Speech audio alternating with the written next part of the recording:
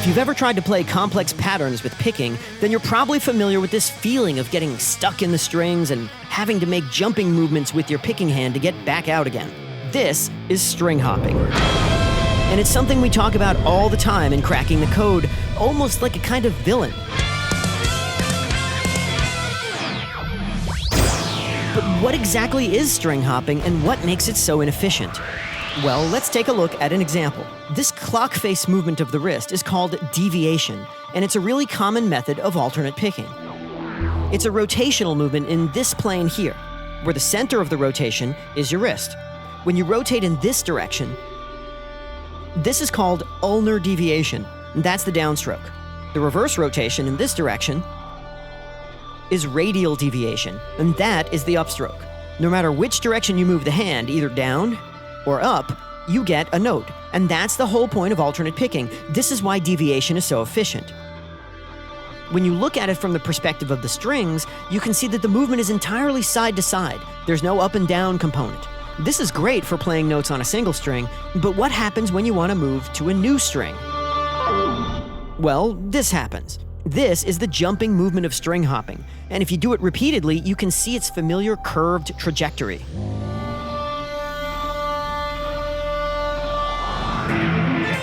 But wait a minute. We've already looked up close in slow motion at elite players like Steve Morse, and we've seen that he also has a curved picking movement. But somehow he's able to do this really fast with very little effort. Well, maybe he's just using a smaller movement. But when we try to do that with string hopping, it doesn't actually get any easier, it just makes the jumping smaller. It turns out that it's not actually the curvature of the movement at all that's causing the trouble. It's how you achieve it. And 99 times out of 100, that how is this. Wrist flexion and extension. This is the same movement you make when knocking on a door. Flexion is the knock, and extension is pulling the hand back so you can knock again. If we look at a string hopping pick stroke, we can see it in action. We start up here and we use flexion to drop down and hit the note, and then we use extension to lift back out again. That's the downstroke. Now, here's the upstroke. Flex down to hit the string, and extend back out again. So it's flex to the note, and extend to get out. Flex in, extend out. And that is the problem. It's the same movement. No matter whether you're playing a downstroke or an upstroke, it's always flexion that's used to play the note, and extension that's used to get out. It's like banging on the space bar. How fast can you do that? Only as fast as you can repeatedly flex and extend. You're making the same two movements, down and up, but only getting one note out of it. In fact, you could argue that this is more like repeated downstrokes than it is like real alternate picking. This can be confusing because if you look at string hopping from this angle, you can see that the hand is still moving side to side. That means that deviation is still happening, and that part still is perfectly efficient. That's not the problem. This is. It's the vertical component. Our maximum speed is now being limited by how fast we can repeatedly do the same pair of down-up wrist movements. And this is interesting. Because when we've talked about string hopping and cracking the code, we've almost made it sound like some kind of unexpected malfunction. Like walking down the street and suddenly losing coordination and falling over.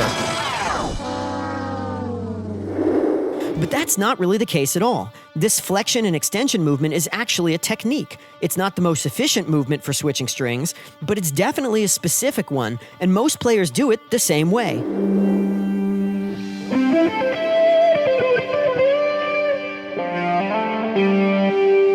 Of course, that's Eric Johnson using string hopping, and you can see very clearly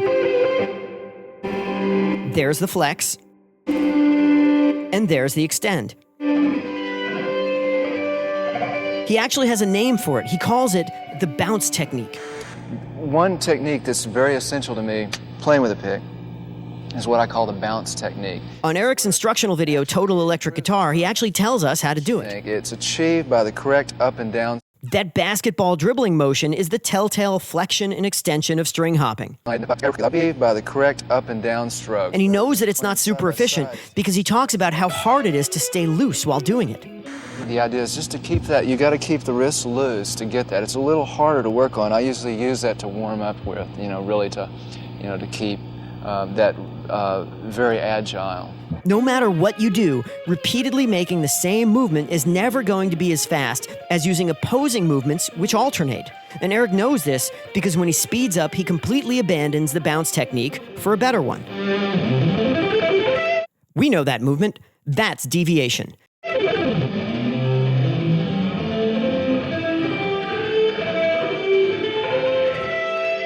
And the reason it's so dramatically faster than string hopping is because the hand is simply moving back and forth with no repeated bouncing of the wrist to ruin all the efficiency.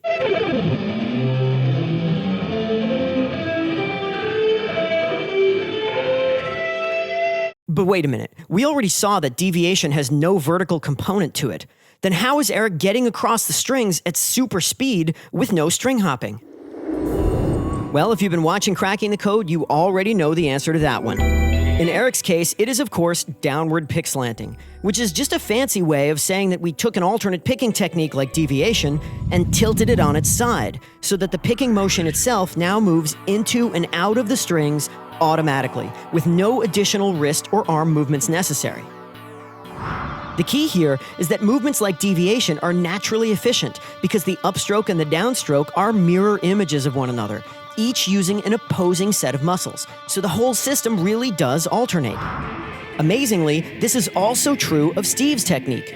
Even though Steve's picking motion is curved, the downstroke and the upstroke use different muscles, so it's a true alternate picking technique, and this is why it can be done fast. Just because a picking motion looks curved or even jumpy does not make it string hopping.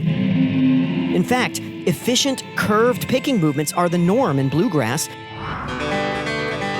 where playing arpeggios with alternate picking is considered a fundamental skill.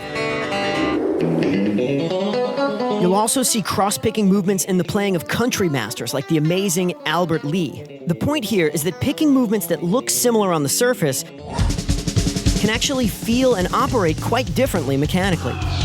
And getting beneath the surface can be confusing even for advanced players. By learning to recognize the repeated flexion of string hopping, you'll always know when you're doing it and when you're not.